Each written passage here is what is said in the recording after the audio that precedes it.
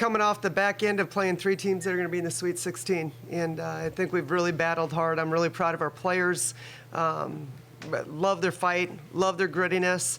I felt like there was a stretch at the end of the third that, again, we keep talking about being able to put 40 minutes together, and I thought that last maybe 2.5 minutes of the third, we had some tough possessions defensively, but we regrouped. You beat them 2 out of the 4 quarters. I think this is the same story every game lately, right? We're right there, right? So close. But what a great showing by our kids. I think they're playing really gritty. I think they're bought in. They're fighting, and that's what we're going to continue to do. And as hard as it is, I think we're looking forward to Sunday and going down to Texas A&M. We'll take the first question. For Averi and Grace, Coach just mentioned past 3 games against really good teams. You all put together pretty solid performances, especially at a time of year when it may be pretty easy to maybe experience a drop-off. What has these past week plus done for the team going forward?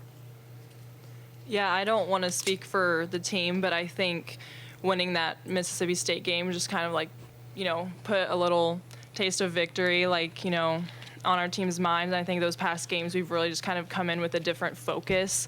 But as Coach P mentioned, we're still just putting together a 40-point game to win, against these top 25 teams. But I think when we are able to do that, hopefully we'll see some positive results.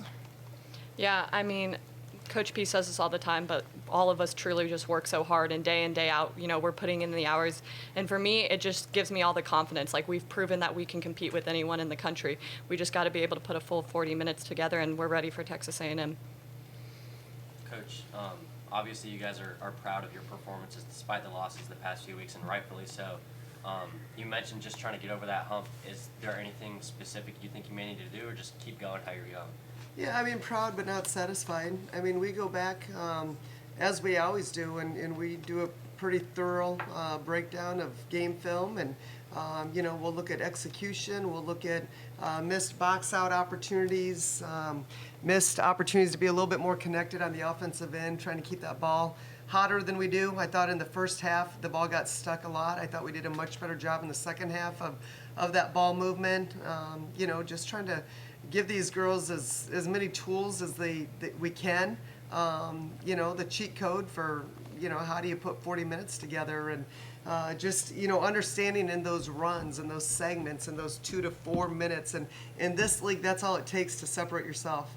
It doesn't take 20 minutes to separate yourself. It can happen like that. I think it was a Tennessee game when we watched film. It was a minute 6. Did I say a minute 6 where it went? They went on a 9-0 run, and that was the difference. And so it's just these small little segments that can really make it challenging for you. But I just love the resiliency. I love the way we come back and battle. And for us, it's just the execution. We've got to do a better job at the free throw line for sure. We're leaving too many points out there from the free throw line, and we did the last couple games. And then I would just say ball security against these quality teams. You're absolutely going to turn the ball over. It's happening all over the league, but there's still that handful. There's that 6 or 7 possessions that are more self-inflicted. And those are the ones that we've got to do a better job with. Grace and Averi, 6 games left in the regular season SEC tournament, and then kind of an uphill battle to progress beyond that mark at the moment. What's a common goal as players can kind of rally around as you get into this final stretch of the season? I think for us, we're just taking it one game at a time. We can't look too far ahead. Right now, it's just focusing on going down to Texas A&M and getting a win, and then we have a bye week, regroup from there, and see what we can get done. Yeah, I think Averi really hit it on the head, just being able to go into every single game with the mindset that we've worked for this. We've prepared for this, and our coaches have helped us feel just free out there, and that we get to put everything out on that court. And for Coach, just to kind of follow up on that, from your perspective, what is still possible to achieve this season? The only thing we're focused on is tomorrow's film session and win the day. And that's been our mindset from the very beginning of the year. It's just a 0-0 mindset every day, and how do we grow and how do we get better? And that's simply all it is. There's opportunities in front of us, and none of it matters if you don't win the day tomorrow. So that's where our mindset is, being where our feet are. Coach, wanted to ask about the moment before the game.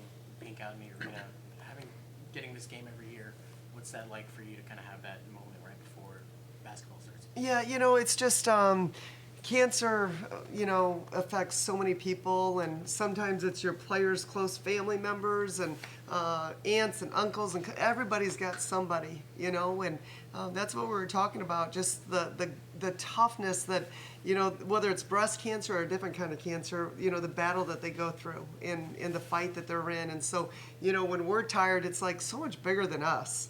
It really is. Like, we've got to show up and battle and represent for all of those that, have just a really unfortunate journey, so it's, I don't know, it puts everything into perspective, right?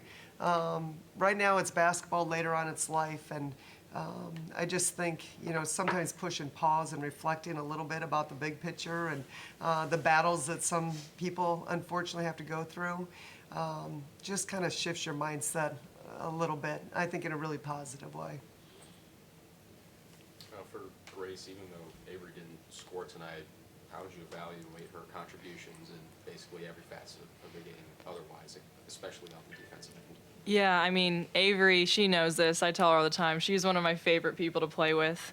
Genuinely just, I mean, on and off the court, I feel like we have a really good connection. And what she brings to the basketball court might not always be acknowledged on the stat sheet, but she brings so much, whether it's energy, whether it's the defensive stops, whether it's just, knowing the plays to help get us organized. I mean, it's hard to be a point guard, to be able to have someone pressuring you and to be able to get your team set up. So I just have so much respect for her, and I think she does a great job of being a point guard and a leader on our team. For Grace, Coach has talked about several times you kind of moving up the scouting report in year 2. Had a pretty good game yourself, 7 to 10. Coach Kim Mulkey had high praise for you after the game. What's it like to just consistently go out there and put up these good performances, especially just as a sophomore? Yeah, I mean, I think, it's just trying to do what the team needs. Not every night you're going to have the hot hand. But once again, I feel like I play with a great group of teammates that just do a good job of finding me, whether it's in transition. And then, on the coaching side, we work really hard every day to, try to be able to do what our team needs. So, yep.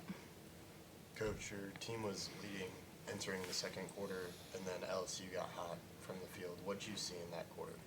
Yeah, I just felt like it was the last couple of minutes of the third.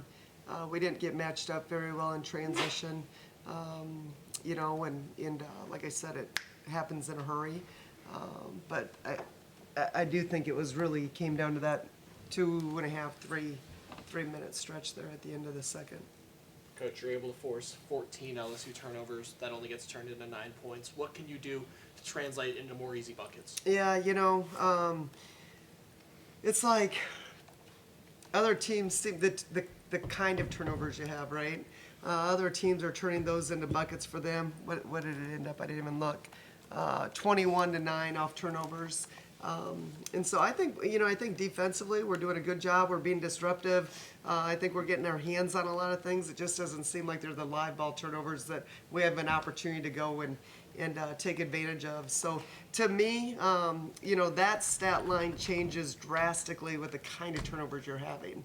And again, you are going to turn the ball over in this league. It is a very physical league, very physical, very athletic league. But the 5 to 7 turnovers, it seems like every game that are within our control, that are unguardable at the other end, those are the ones that we've got to find a way to eliminate. We'll take 1 or 2 more if you guys have them. Yeah, for Avery, from a defensive standpoint, can you talk about the challenge that comes with guarding a player like Flo J? And I know she struggled early on, and things kind of seemed to shift when she found that rhythm. What's that like on the court, trying to slow her down, really? Yeah, I mean, in the SEC, you're playing against the best of the best, future WNBA players, and all of them are just great offensive players. But, I take a lot of pride in my defense and just try to do anything I can to get a stop or be a great helper when I'm guarding someone who maybe isn't as offensively dynamic. And so just doing anything I can and just working really hard. Coach, as this 3-game stint has come to a close against, like you said, 3 Sweet 16 teams, what have you learned about this team and the way that they consistently compete in these matchups? That they're warriors. I mean, just they frickin' battle. They show up every day in that locker room and they, got their journals and their pens out and they're ready to, dissect the last game. They ask questions. They're interactive. I think these guys do a great job setting the tone in practice. Sometimes it just takes one to really set that tone. I think Averi's done an incredible job for us. I mean, just a sophomore coming off a year of not playing, or junior, but sophomore eligibility-wise. So her first time really going through the gauntlet of the SEC. And I just think her game just continues to go like this. And I don't know, I think it speaks a lot about their heart posture, to be honest with you. How they show up. And, a lot of coaches have been very complimentary about how hard they play. And I couldn't agree more. And now we've just got to execute a little bit better on both ends of the ball. All right, thank you guys. Thank you.